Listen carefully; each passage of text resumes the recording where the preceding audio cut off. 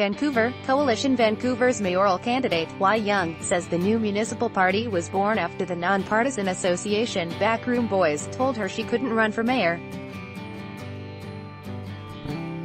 A level playing field between men and women does not exist quite yet, Young said, and there are still a lot of dusty old backrooms and glass ceilings. Coalition Vancouver's Wai Young speaks at a panel discussion on Sunday addressing women's issues in the upcoming Vancouver municipal election. Young is one of only 2 women who have so far declared their candidacy for mayor. Jessie Winter, Star Metro, "I went home and cried and thought, this is not right," she said at a discussion on Sunday. "We are going to start our own party. A lot of men in the city prefer opaqueness instead of transparency."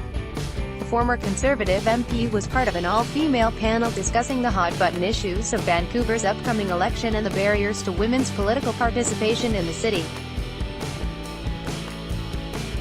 If elected, Young would be the first female mayor in Vancouver's 132-year history. Article continued below. Bit panel member and sitting NPA councillor Melissa DeGenova told the crowd the party has a process that allows everyone to apply for mayor.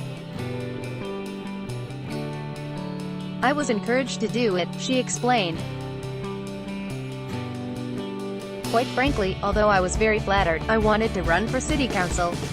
The two were joined on stage with other politically engaged women, including independent mayoral candidate Shauna Sylvester and sitting Green Party councillor Adrienne Carr, who is seeking re-election. The event, held by the organization Women Transforming Cities, was designed to inform this year's Hot Pink Paper campaign, first launched in the 2014 election, which urged municipal parties to prioritize gender equality in the fall election. Only 16% of Canadian mayors and 26% of city councillors are women, and the diversity of women does not reflect that of the general population, the campaign pamphlet says.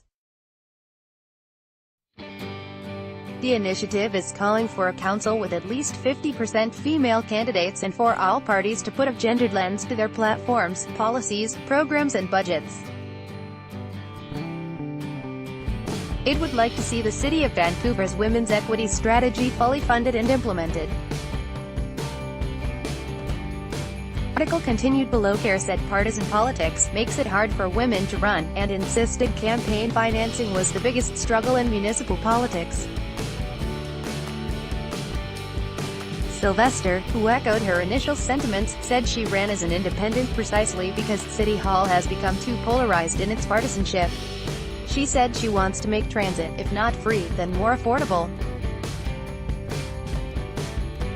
She also called for better bike infrastructure. Young's announcement last week was marked by a promise to halt several bike lanes under construction, and said if elected, her administration would not add any more, unless removed and replaced on a one-for-one basis. But on Sunday, there was no mention of bike lanes. Instead, when asked about how aligned her housing policies are with the NPA's, Young said she would be issuing policy platforms going forward into the campaign. Young noted the NPA and Vision Vancouver have been running the city for 10 years and both have been aware of the housing and opioid crisis. "These have happened on their watch, and this was one of the reasons we started our own party," she said. Melanie Green is a Vancouver-based reporter covering food culture and policy. Follow her on Twitter, @MDG Media.